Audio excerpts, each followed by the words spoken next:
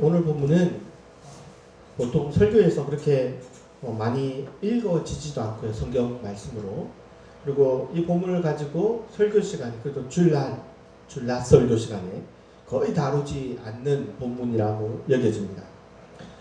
제가 설교를 하면서 가끔 저 개인적으로는 스스로 좀 뿌듯해 할 때가 있는데, 그게 다른 아마 설교 시간에는 거의 다루지 않는 본문을 제가 설교할 때 개인적으로는 이게 그래도 내가 설교자로서 성경에 있는 본문을 그래도 좀 다루는 그런 것 때문에 그래도 할 일을 좀 하지 않나, 이런 생각을 좀 하게 되는 경우가 있습니다. 사실 이 본문은 읽는 사람도 부담스럽고, 또 읽어봤자 그 본문을 어떻게 설교할 것인지 대충 예상이 가능한 그러한 말씀이죠. 성의 문제, 그것도 근친 간의 상관 문제.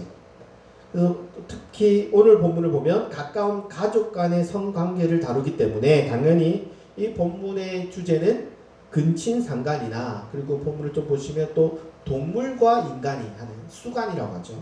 이런 것에 대해서 말하겠다 생각되는 그런 본문입니다.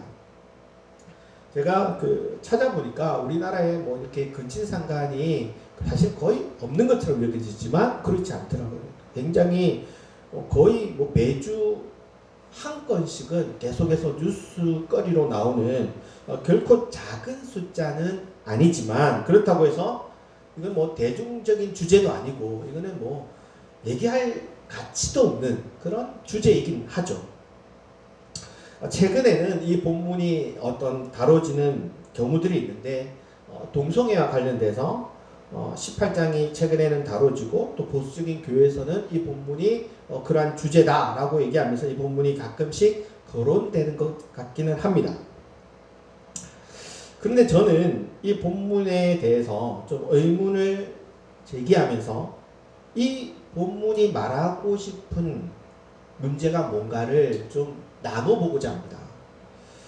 우리는 이 본문을 읽으면 당연히 근친상간을 다루는 본문이라고 생각하지만 정말 그런 본문일까라는 겁니다. 사실 근친상간은 고대 사회에서 어느 정도 용납되는 부분도 있지만, 그렇다고 해서 대중적이지도 않고요, 장려하는 것도 아니고요, 사실은 거의 금기에 가까운, 고대 사회도 마찬가지였던 그런 문제였습니다. 이집트의 어떤 자료들을 보면 왕족들이 자신들의 어떤 정권을 계속 유지하기 위해서 그런 어떤 그런 특수적인 그런 상황에서 근친 간의 결혼은 있었어요. 하지만 일반 백성들 사이에서는 이거는 거의 금기입니다.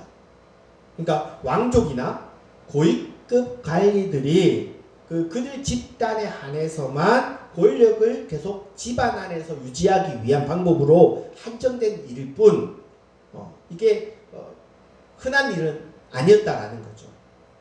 그리고 유전적으로 문제가 있다라는 건 우리는 알고 있지만 고대인들은 이런 거 몰랐을 겁니다. 유전병을 몰랐다 할지라도 감각적으로 이것이 문제가 있다라는 거는 모두가 알았습니다.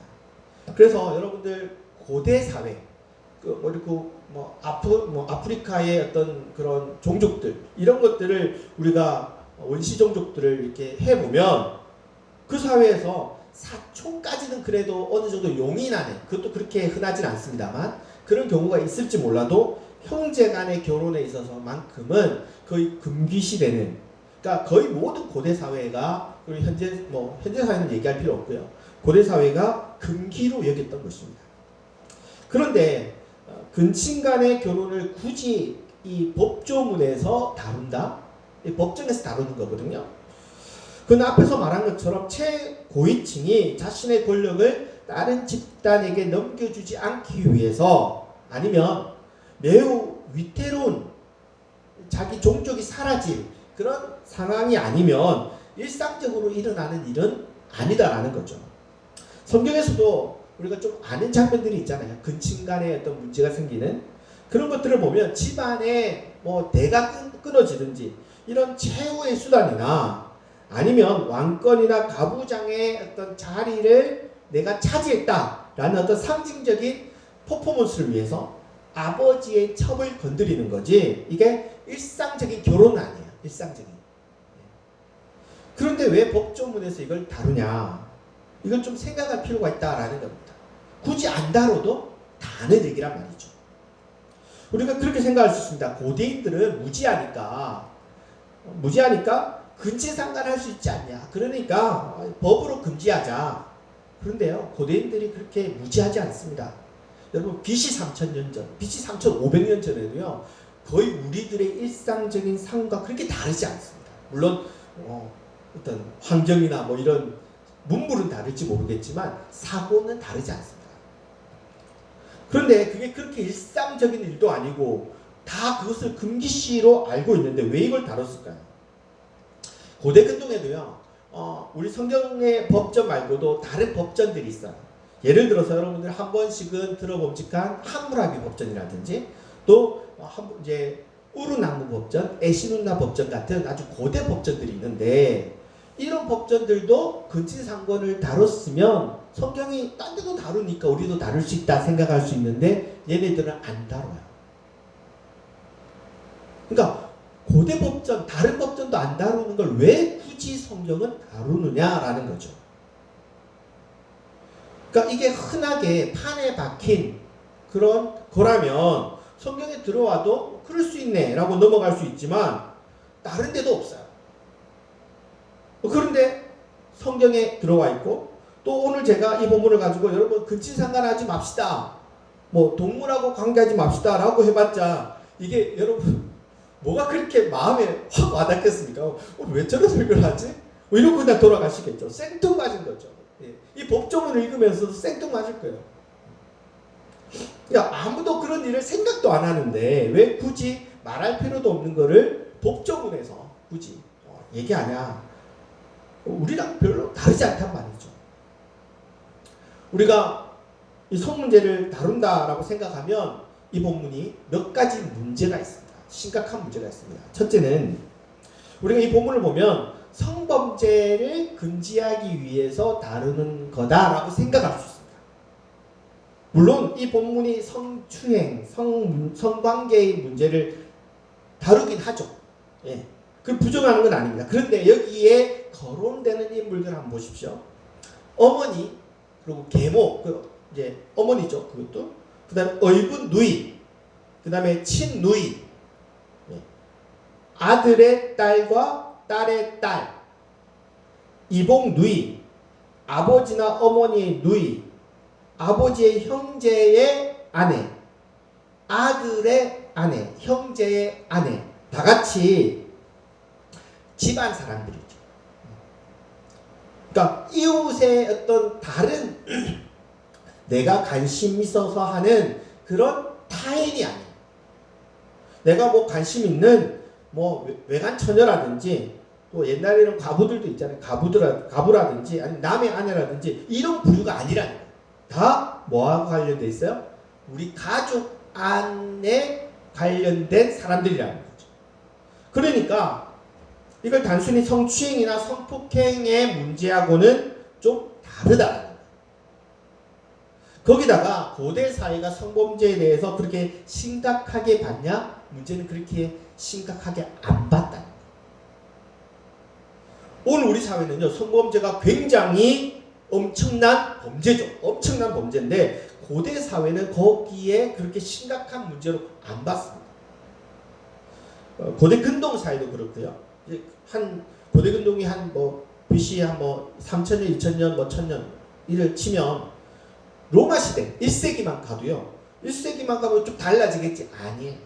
여러분, 권력 있는 자가 지나가다가 마음에 드는 힘없는 계급의 여자를 건드려도 그는 문제가 안 됩니다. 당장 여러분 조선시대만 해봐도 생각해 보세요.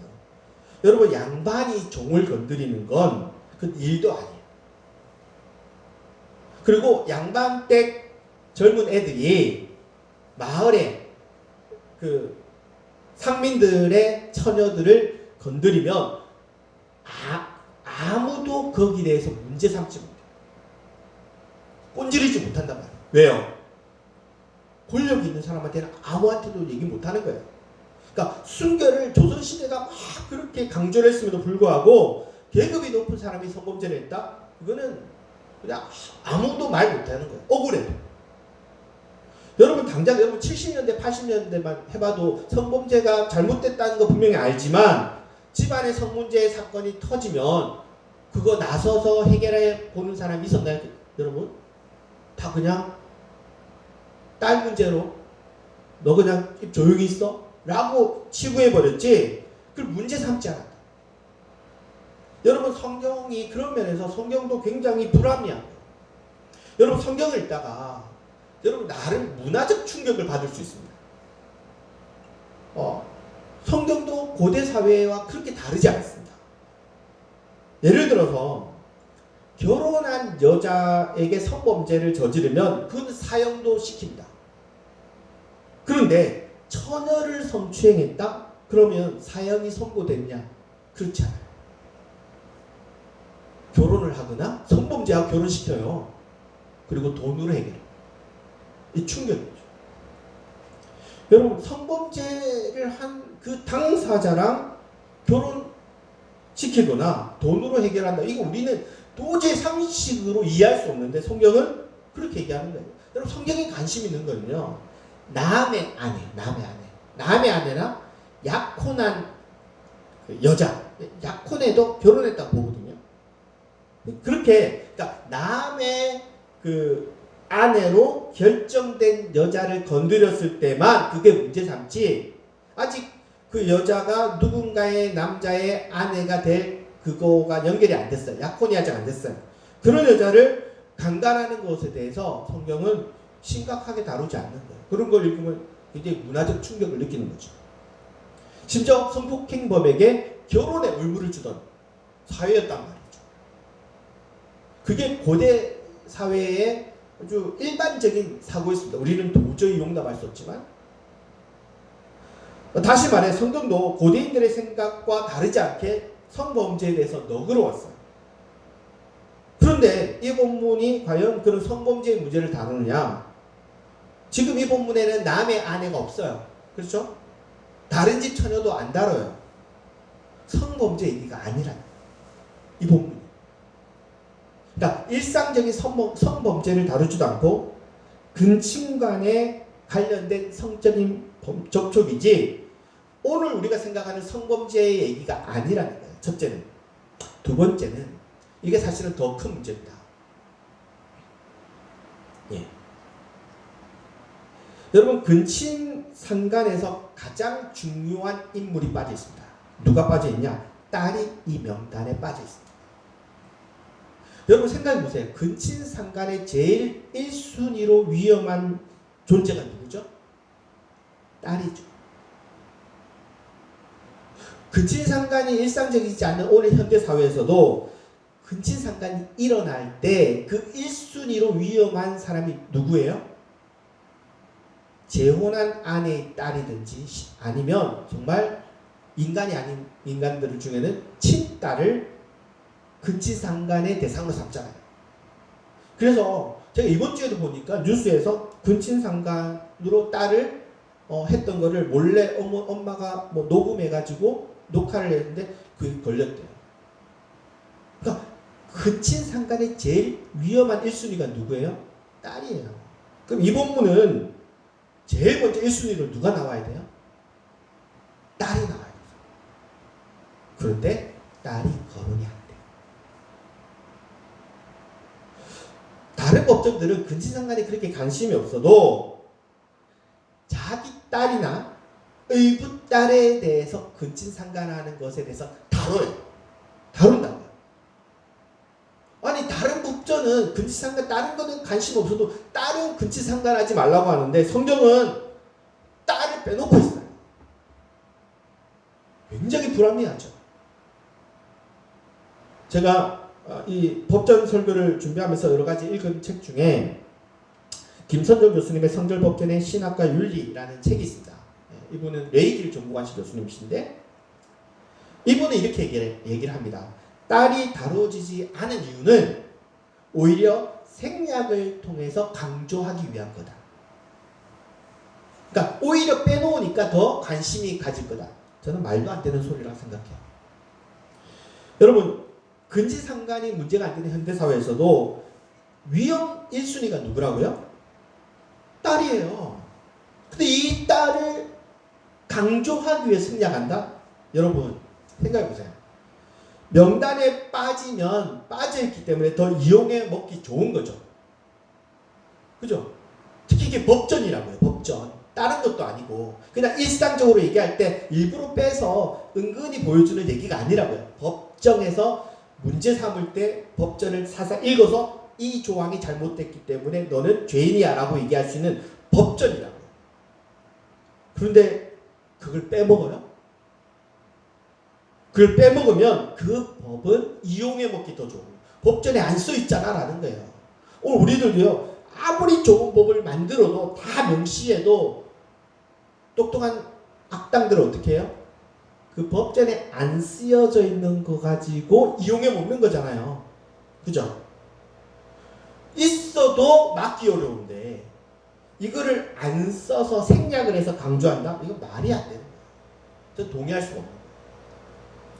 오히려 그렇게 따지면 이 법전이 이제 성결 법전인데요. 레위기에 있는 이거는 가장 부조리하고 불합리하고 부당한 법전이라고 할 수 있는 거예요.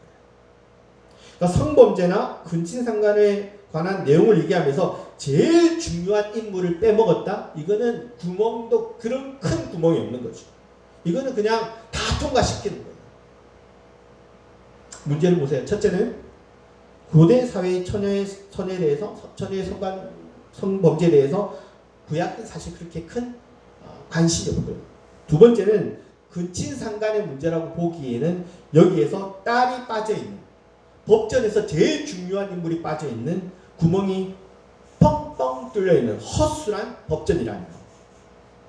그리고 제가 다루지 않았지만 우리 한국 사회가 이 본문을 보면서 뭐 동성애 얘기하는데 그것도 이 본문은 관심의 대상도 아니에요. 이런 점들이 이 본문이 우리가 단순히 읽어보면 근친상간하지 말라는 거네 라고 보기에는 너무나도 허술한 문제점을 가지고 있다는 거죠. 그러면 이 본문은 도대체 뭘 말하기 위한 내용일까 봐야 됩니다. 저는 오히려 여기서 딸이 이 근친상간의 명단에서 빠져있는 이유가 이 본문이 말하고 싶은 목적지를 향해서 우리를 끌고 간다라고 봐요. 아니, 성결법전 전체가 사실은 여러분 성결법전을 전체적으로 보면 그냥 딱 보는 순간에 그 목적지로 우리를 끌고 가고 있구나라고 감각적으로 느낄 수 있어요. 뭐냐? 권력형 폭력 방지. 구약 성경도 현대인의 시각에 보면 성폭력범에 대해서 굉장히 너그러운 책이죠. 오늘날의 시각에는 도저히 용납하기 어려운 대안들을 제시하기 때문에 이런 대안 때문에 오히려 욕을 먹기도 해요. 거기다가 친딸이 근친 명단에 금기되는 인물 명단에 없다? 이건 더더욱 용납하기 어려운 거죠. 그런데 지금 권력형 폭력 방지라는 개념으로 들어가 보면 이미 딸은 아버지의 권력 아래에 있기 때문에 굳이 딸을 자기의 권력 안에 넣기 위해서 권력형 착취를 할 필요가 있다 없다? 할 필요가 없어요. 이미 내 권력 아래에 있는 거예요. 아들, 딸들은. 지금 이 명단에는 집안에 다른 권력자 있을 수 있죠. 근데 그 권력을 내가 집안에서 다 차지하기 위해서 권력형 착취를 통해서 그 범위를 넓히는 거예요. 여러분, 아들이 그러니까 아버지의 아내, 그러니까 친엄마를 건드리면 그건 정말 비상식이지만 그럴 수도 있고요. 근데 기본적으로는 아버지의 첩을, 우리 성경의 첩이지만요, 성경은 그 사람도 아버지의 아내예요. 물론 첩으로 둘 때는 좀 다른 개념이 좀 있긴 하지만 어쨌거나 내 친어머니가 아니더라도 또 다른 어머니가 있을 수 있잖아요. 그 어머니를 성적인 착취로 이용할 때가 있어요. 왜 그 어머니를 성적으로 착취할까요? 그 엄마에 대해서 내가 성적인 어떤 예전부터 막 마음이 있어서? 아니에요. 그렇지 않아요. 여러분, 다윗의 아들 압살롬이 다윗에게 구테타를 일으키고 제일 먼저 한 행동이 있어요. 그게 뭐예요? 다윗의 첩들이 남아있었거든요. 그 첩들을 모든 사람들이 보는 앞에서 동침해요. 이상하죠?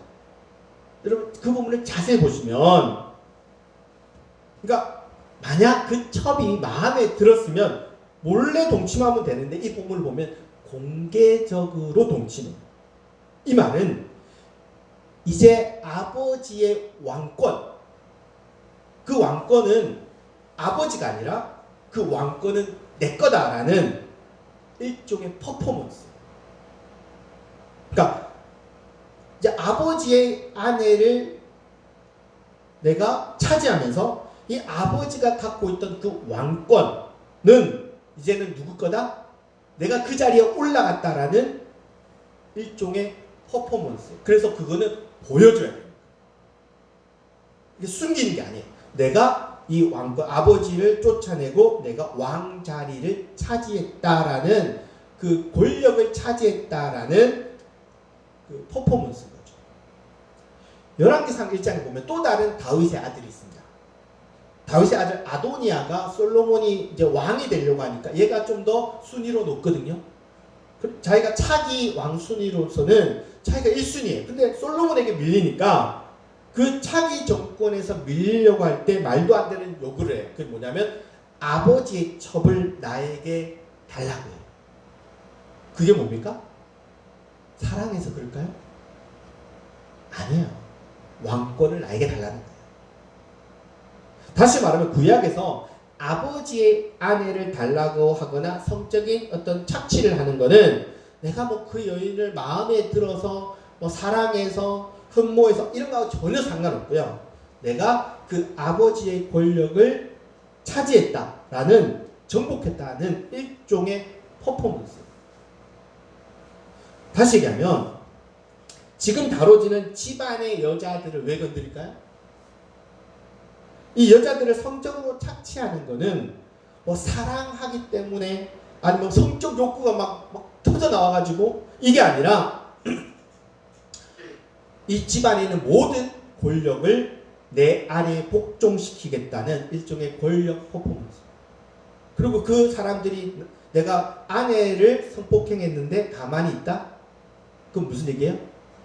억울한데도 굴복하는 거는 그 집안, 그 사람들은 다 내 아래에 있다. 여러분, 창세기에 보면 바로왕이나 그리고 이제 아브라함이나 그다음에 뭐 이삭이나 위험할 때, 기아가 들을 때 이렇게 밑으로 내려가잖아요. 좀 피신을 가잖아요. 그때마다 무슨 일이 생겨요?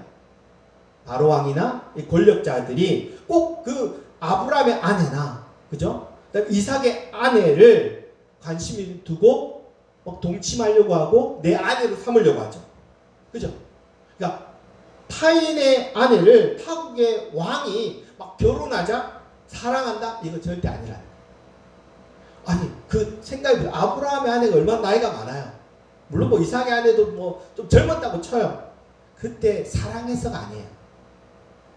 권력적 착취 퍼포먼스. 그러니까 지금 떠돌이가 오니까 떠돌이의 아내를 성적으로 착취한다는 거는 모든 그 집안 식구들은 다 누구 아래에 있다는 거야? 나한테, 내 아래에 있는 거야. 마음에 안 들면 공격하면 돼요. 싸우면 돼요. 근데 싸우면 어떻게 돼요? 다 죽죠. 그러니까 공격하지 못하고 억울해도 그대로 입 다물고 있는 거예요. 이거는 사랑과 전혀 상관없는 권력을 착취하기 위한 방법이에요. 그러니까 타인의 아내를 건드리는데도 남편이 버젓이 가만히 있다? 이거는 그냥 굴복하겠다는 거죠. 그러니까 내가 당신의 아내를 사랑합니다 라고 말을 하더라도 이게 동양식 표현이잖아요. 이거를 뭐 지금 아브라함의 이 여자가 누이인 줄 몰라서, 아내인 줄 몰라서 그러는 거 아니에요. 다 압니다. 아내인 거 알아요. 같이 다니면 아는 거지. 그리고 난민의 아내를 탐나서 건드리는 것도 아니에요. 다 아는 거예요. 그 모르는 척 하면서 아내를 내 아내로 삼는다는 것은 너는 나의 권력에 굴복하게 하는 일종의 퍼포먼스가 바로 아내를 착취하는 거예요. 이게 구약에서 기본적으로 계속 나오는 거죠. 레위기 18장은 성적인 욕구의 문제나 성추행의 문제나 성범죄를 말하는 것이 주 목적이 아니에요. 그거라면 누구가 꼭 있어야 돼요? 딸이 있어야 되죠. 딸을 빼면 안 되죠.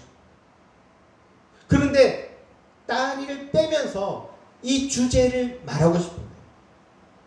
그리고 대부분 구약 성경에서 성범죄가 이루어지는 주 목적은 권력적 착취예요. 그 권력을 착취하는 거예요. 집안에서 어른이든 뭐 내 딸이든 뭐 누구든 내 권력 아래에 굴복시키는 권력적인 착취가 그 목적인 거예요. 그렇기 때문에 이미 자기 권력 아래에 있는 딸은 이미 자기 권력 아래에 있기 때문에 굳이 뭐 딸을 더 이상 뭘 할 필요가 없는 거예요. 가족 안에서 권력형 착취를 뭐 폭력이든 성폭력이든으로 제압해서 권력 아래에 내려놓게 하는 거죠. 그러니까 딸을 성추행 하든 안 하든 딸은 이미 자기 권력 아래에 있기 때문에 거론할 필요는 없고, 실제 근친상간의 가장 위험순위 1순위 딸을 뺨으로 이 주제가 말하는 목적지, 그게 뭐냐? 근친상간이 아니라 집안에서 권력으로 모든 사람을 휘두르는 그 문제를 정확히 겨냥하게 만드는 거예요. 이게 우리 눈에는 권력적 착취로 잘 안 보여지죠. 우리는 그런 문화 속에서 살지 않기 때문이에요. 권력을 착취하기 위해서 남의 아내를 건드린다. 이거 우리는 안 쓰니까. 이런 문화가 없으니까. 지금 법전에서 보여주는 큰 그림이 우리 현대인에게 잘 보이지 않지만 이 당시의 사회에서는 그게 보는 순간에 권력적 착취구나 라는 것을 다 아는 거죠. 그리고 법전 전체입니다. 이 본문만이 아니라 권력자가 과도한 권력으로 착취하는 문제에 대해서 계속해서 경고하고 금지하고 문제 삼고 있다. 구약은 우리 생각보다 훨씬 더 성폭행에 너그러워요. 그런데 성결법전은 이거 지금 성 문제를 다루는 게 아니라 권력적인 폭력이나 착취에 대해서 문제 삼고 있는 거예요. 그런데 우리는 그거 안 보려고 하죠. 왜? 우리는 권력적 착취를 하고 싶거든요. 누리고 싶거든요. 힘을 얻어서 마음대로 누리고 싶으니까 사실 성경이 계속 그 얘기를 해도 입 다물고 있는 거예요. 그리고 현대적 관점에서 전혀 상관없어 보이는 노예 문제라든지 우리는 없잖아요. 땅 문제, 이거 지금 몇십 년 지났다고 땅 돌려줄 사람이 누가 있습니까? 안식년 문제, 희년 문제, 이거 다 자기한테 유리할 때 쓰는 거죠. 그죠? 여러분 안식년 보면 뭐 목사님들 뭐 7년 했다고 해서 쉬고 이거 전부 자기한테 필요하게 쓰는 거지. 성경은 아무 상관없는 얘기를 하고 있는 거예요. 이런 권력의 문제를 대형교회 목사는 절대 설교하지 않죠. 왜요? 권력을 가지고 착취하고 싶기 때문에. 그리고 이거를 잘못됐다고 얘기하면 나한테도 화살이 돌아오기 때문에 이거를 얘기하지 않습니다. 이거 단순히 도덕적인 문제야. 그리고 대다수의 사람들이 관심 없는 뭐 수간이라든지 근친상간의 문제로 이슈화하지, 이 본문이 진짜 겨냥하는 화살은 뭐예요? 권력을 가진 자의 착취, 이 문제에 대해서는 눈 감고 있는 거죠. 입 다물고 있는 거죠. 그러면 왜 이스라엘은 이 권력에 대해서, 그러니까 이 본문은 성 문제가 아니라 권력의 문제고, 왜 성경은 특히 성결법전, 레위기 전체가 이 권력에 대해서 경계하고 경고하고 왜 문제를 삼을까요? 고대 이스라엘 사람들은 부자 되기 싫어서 그럴까요? 권력을 얻고 싶어서 그럴까요? 얻기 싫어서 그럴까요? 부자는 뭐 나쁜 거다라고 생각하기 때문에 계속 부자를 문제 삼을까요? 왜 권력의 착취, 권력의 약화에 대해서 그 많은 분량을 법전에서 다룰까? 우리가 앞에서 다룬 것처럼 왕의 권력을 제가 이 법전 설교하면 제일 먼저 다룬 가장 강력한 권력 1인자가 누구죠? 왕이죠. 왕의 권력을 축소시켰단 말이에요. 그리고 대다수의 부자들이 다 부자들한테 해당하는 거예요. 7년째에는 자기가 빌려준 빚도 어떻게 돼요?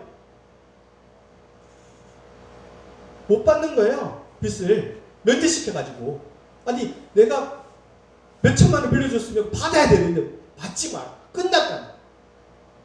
심지어 내가 얼마나 죽도록 그 피땀을 흘려서 얻은 그 땅 몇 년 후에 다 돌려줘라? 50년 후에는 다 돌려주는 거예요. 이렇게 부자와 왕 같은 권력을 최소화하고 왜 경고하고 있냐? 왜 그럴까요? 이스라엘의 정체성과 하나님의 정체성 때문입니다. 이스라엘 너희는 노예 출신이에요. 여러분 성경에서 계속 그 얘기를 해요. 그리고 하나님은 노예를 해방시킨 자다. 너는 노예고 나는 노예의 아버지다. 이 정체성 하나가 폭력적인 권력, 권력의 착취, 권력적 성폭행의 문제를 제기하는 거예요. 왜? 그게 남 얘기가 아니야. 너네들이 그렇게 당했잖아. 너네들이 그렇게 취급당했잖아. 그거를 너네가 하면 어쩌냐는 거야. 다른 사람 모르겠지만 너네가 인간이라면 다른 사람 몰라도 너네들은 그러면 안 돼. 우리가 원래 그랬던 사람이니까. 우리 약자였잖아. 그리고 나는 약자의 하나님. 그게 이스라엘 백성들을 계속해서 하는 얘기가 뭐예요? 너희가 원래 노예였다는 거예요. 이 정체성. 이거 듣기 싫은 얘기죠. 여러분 집안에 가장 선조가 무슨 왕이든지, 저희도 집안의 족보를 보면 그게 뭐 족보가 정말 사실인지 모르겠지만 다 왕이고 뭐 거기에 뭐 누가 나타났고 뭐 유명한 사람을 거론하는데 성경의 족보는 제일 위에가 뭐예요? 노예란. 다 노예란.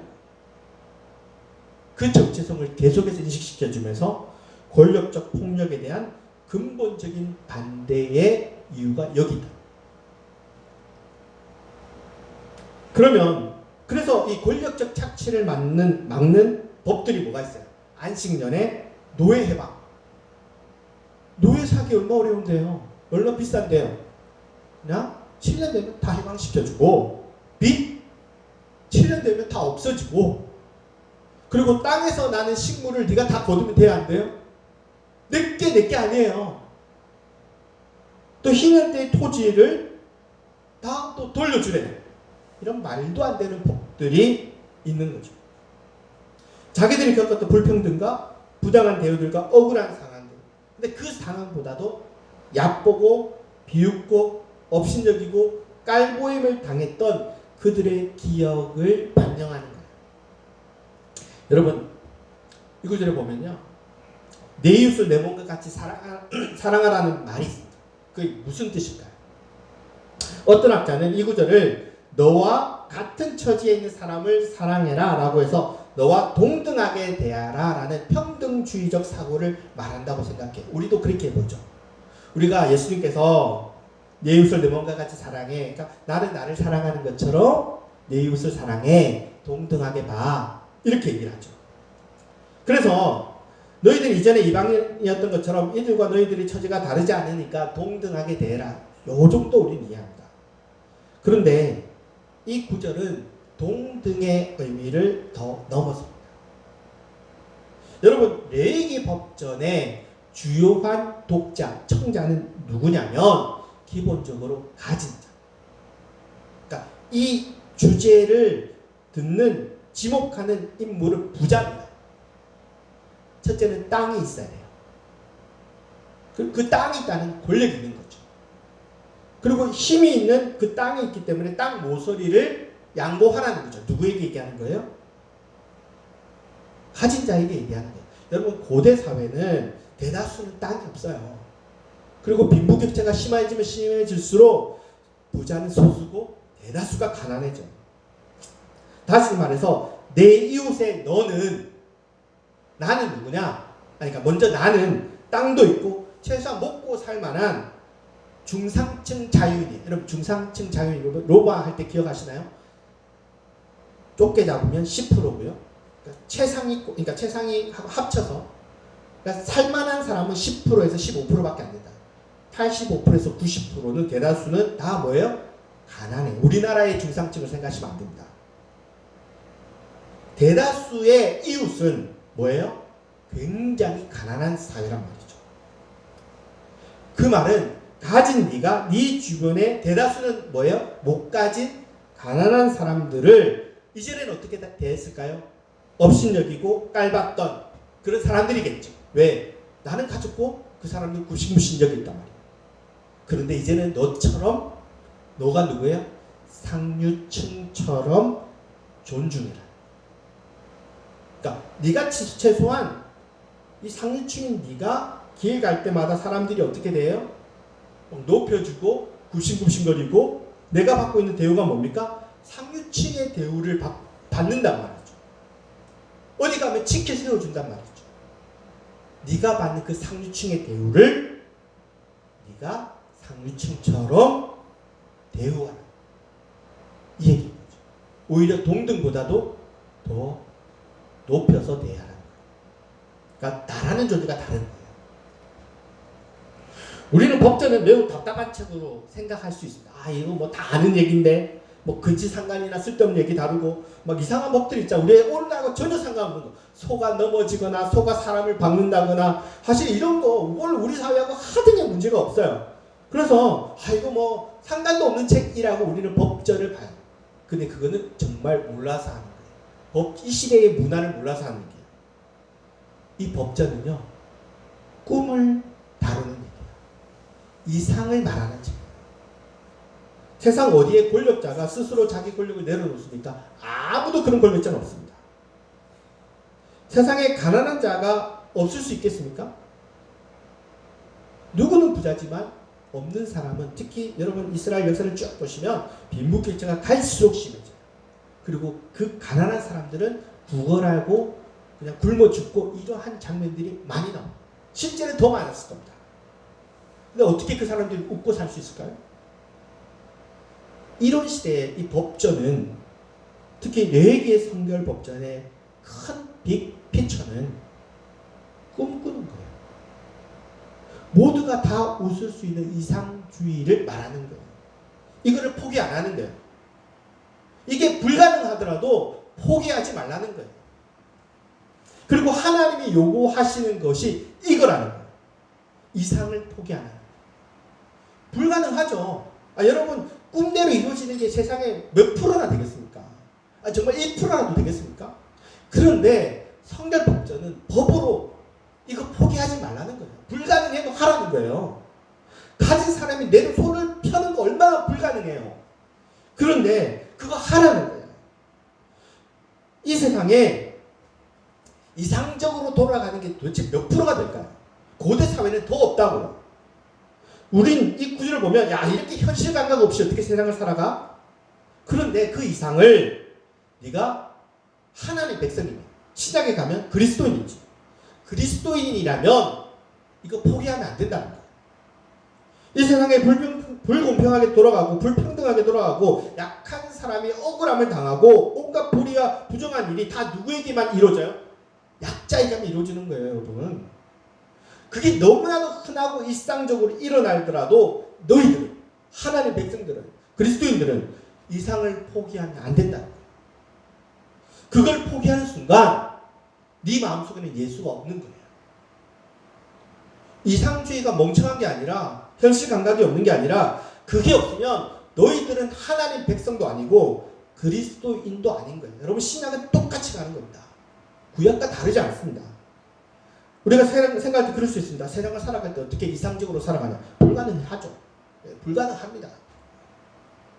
어렵죠. 그렇죠. 성경이 이렇게 얘기합니다. 네가 선생님이면 선생으로서 이상. 네가 학생이면 학생으로서 이상. 네가 회사원이면 회사원으로서 그 이상. 정치인이면 그 정치인으로서 그 이상을 아무리 어렵더라도 내려놓으면 안 된다. 너희가 내려놓으면 이 세상이 어떻게 돌아가겠냐는 거예요. 불가능하더라도 그거는 절대 내려놓으면 안 되는 거예요. 때로는 질더라도. 그 불가능한 꿈을 꿈꾸며 사는 사람들. 어떠한 순간에도 그 이상을 접지 않는 사람들. 그게 하나님 백성이고 그거를 포기한 순간 너희들은 하나님 백성 아니라는 거예요. 좀 심하게 얘기하면 너 그리스도인 아니라는 거예요. 그게 예수의 마음이고 그 예수의 그 생각을 버리는 순간 이 법전이 겨냥하는 그 이상적인 말도 안 되는 것들을 포기하는 순간 너희 가슴 속에서 사라지는 순간 너희들은 하나님 백성 아니라 하나님 백성이 되려면 뭐예요? 이상을 포기하지 않는 그런 우리가 되기를 간절히 바라겠습니다.